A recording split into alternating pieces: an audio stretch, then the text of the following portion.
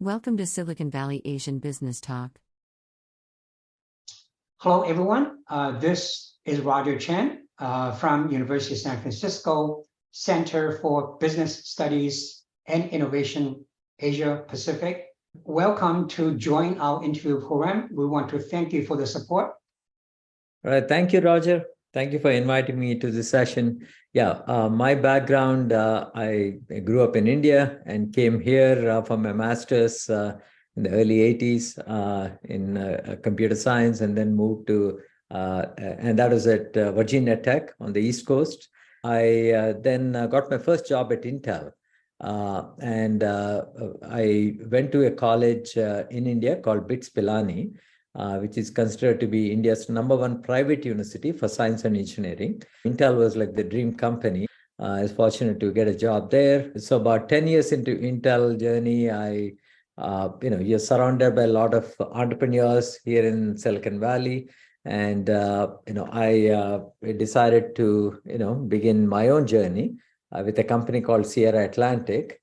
And, that grew to be a fairly substantial size company, about 2,500 employees worldwide over a 17-year period. And, through the course of that, we raised capital from some of the Sandal Road companies, venture funds. So that's kind of my background as a tech entrepreneur.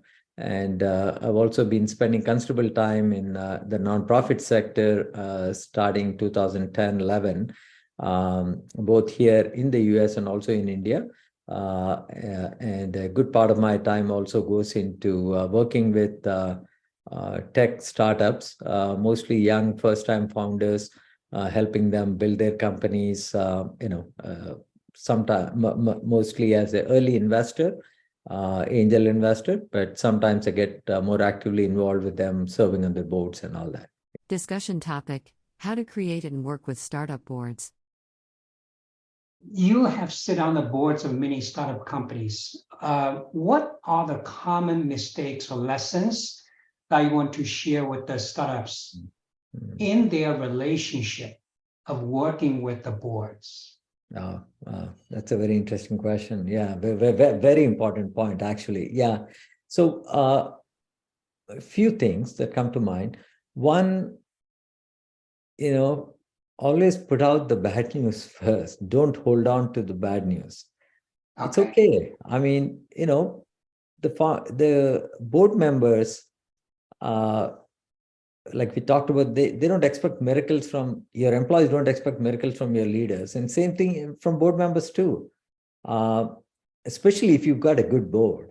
And I'll come to that just in a minute. But, so don't hold on to the bad news. And that's bound to be. I mean, this is startup. This is all risk capital. Keep that in mind, And so people who invested in you understand that. If they don't, then, it's unfortunate you got the wrong partners.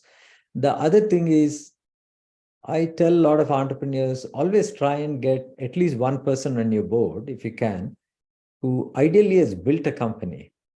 Ideally what? Ideally has built a company, has done a startup, who has been a CEO somewhere, or at a minimum, some strong operating experience,